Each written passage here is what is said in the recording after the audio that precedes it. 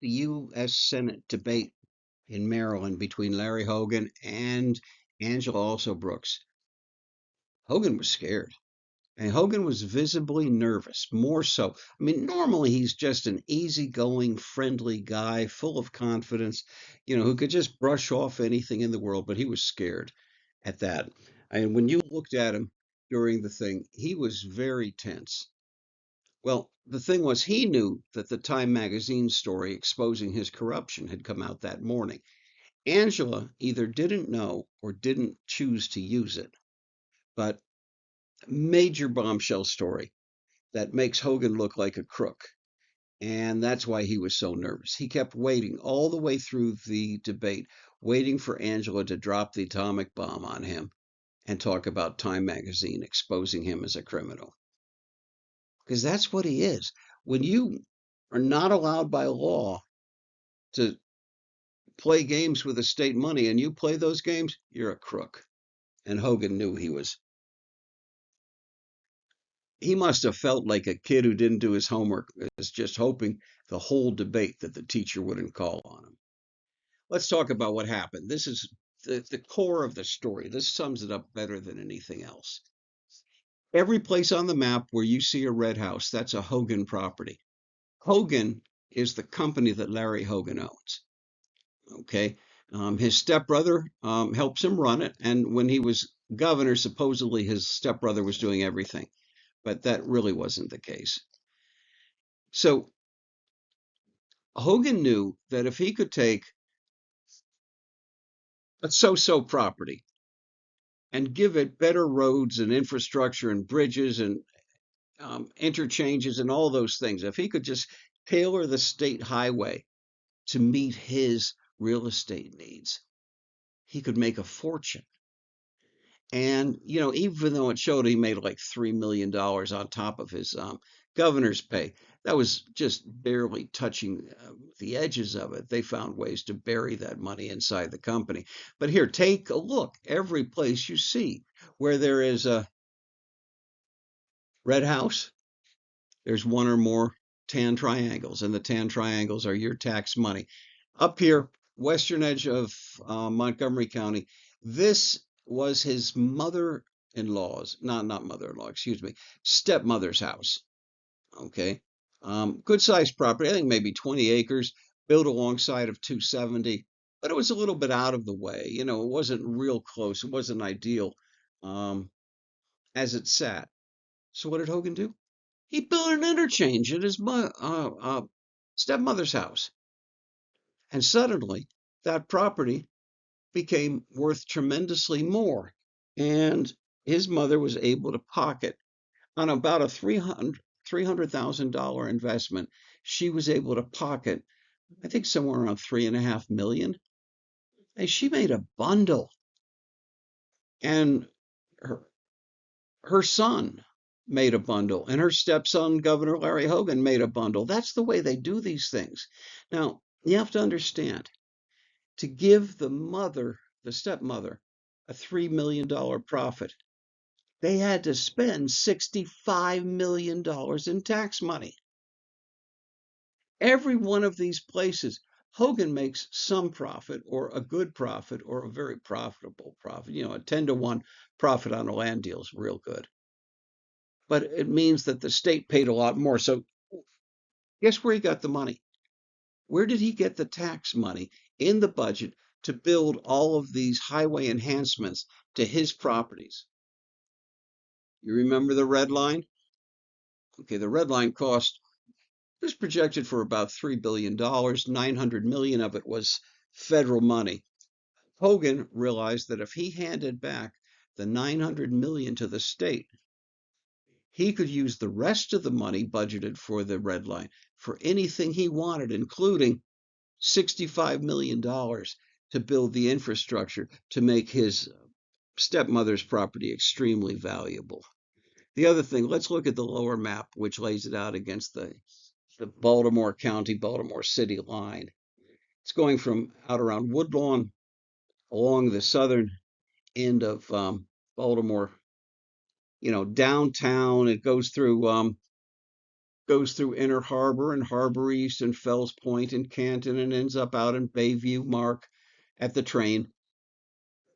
This would have been a fantastic opportunity. This would have allowed people to get downtown to get jobs, to better able to support their families, to spend less time commuting, less traffic on the road. This would have been a really big deal. And if anybody's ever ridden the buses in Baltimore, you know they're not at all reliable.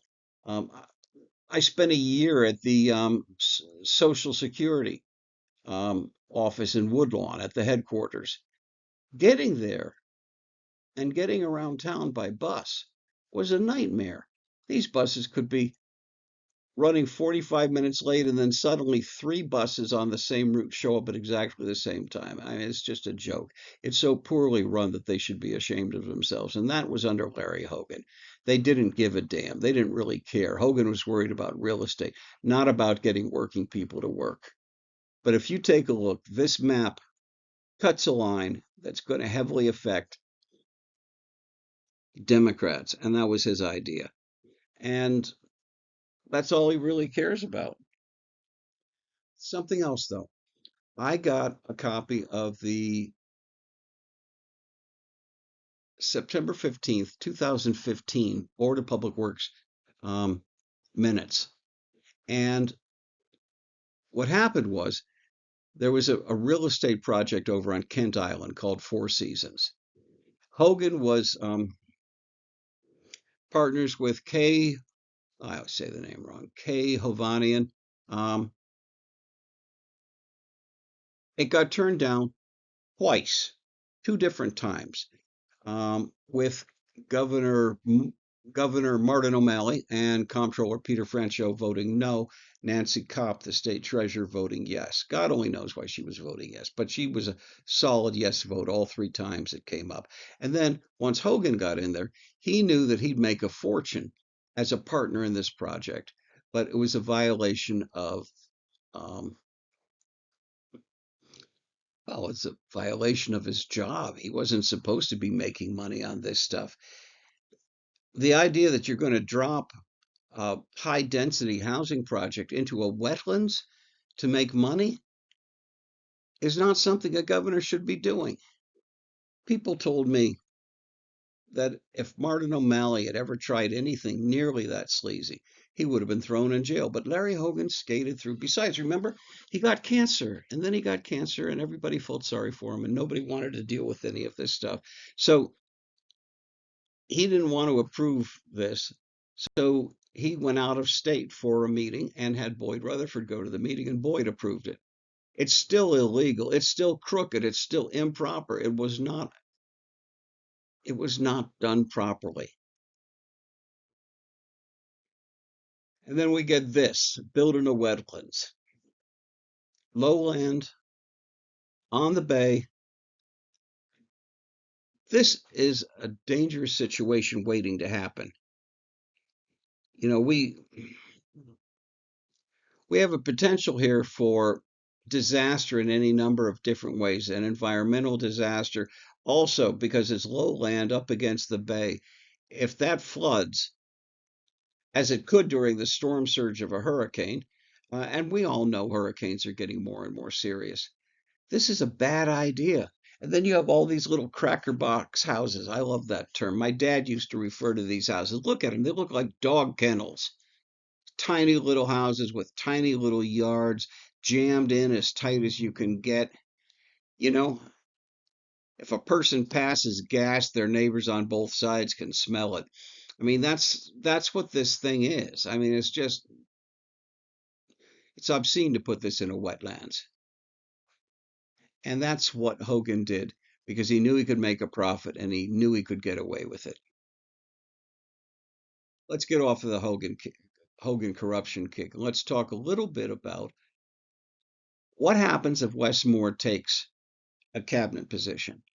You know, he's been zipping across the country, hitting all the battleground states, giving speeches, doing TV, doing radio, revving people up, encouraging them to vote for the Harris Walz ticket. He's doing an incredible job, and he's one of the high profile surrogates because, well, it's an African American surrogate.